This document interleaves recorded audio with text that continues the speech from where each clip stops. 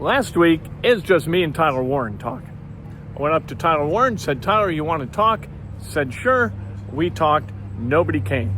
This week, when Tyler Warren was going to talk, everybody came.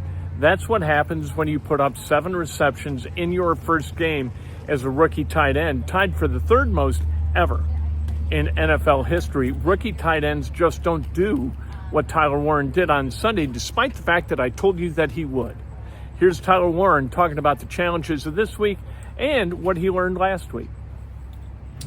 I think it's both. I think we have a lot of good players on offense, out there with me, so it makes it easier to do stuff. And Daniel's been doing a great job of giving us the right passes and all that, so it's been good. I think we've been flowing well as an offense. How great does it feel to be on an offense like this where there are so many, I think 9 different players had catches? I mean, talk about that and just how cool of an experience is that, having that opportunity to have so many great guys around you? Yeah, I think it is only going to help us as an offense. It helps Daniel having a bunch of different options, and kind of helps us be able to, you can't double everybody, right? There's a bunch of guys that I think deserve a double team and deserve some attention, but you can't, give it to everybody, so it helps out, everybody on the offense. When you have all those guys, though, those guys got to be unselfish. Like, what have you learned about the unselfishness of the other guys around you?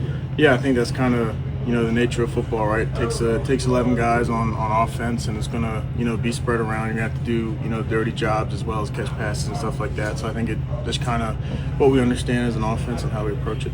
Tyler, how does Daniel kind of set you and the other guys up for maybe making plays after the catch? Yeah, I think whether it's timing or whatever. Yeah, I think timing's one of putting, giving a runner's ball, right, where when you catch it, you're not slowing down your feet, you're just catching it in stride, stuff like that. I think does a really good job of that. After watching the tape, what do you feel like contributed to your success in this offense at large?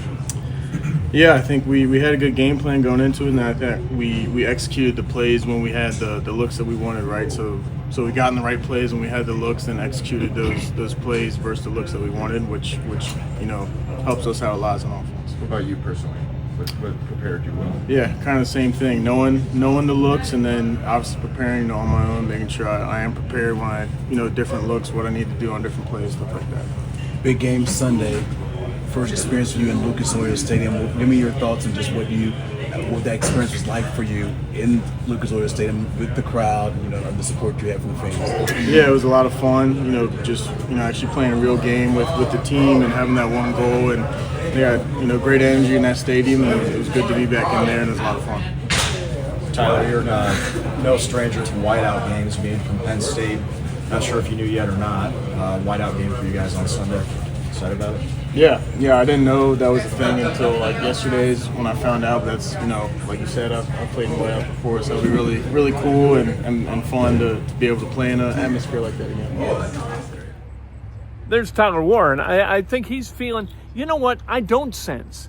Unlike Daniel Jones, I don't sense any difference in Tyler Warren, and I don't think we will. I think he could catch 120 balls this year. I'm not saying that he will. I'm saying that he could, and he would be exactly the same guy. He is not impressed with himself. He's a football player, and all he defines himself by is what he might be able to do to help his team win this Sunday.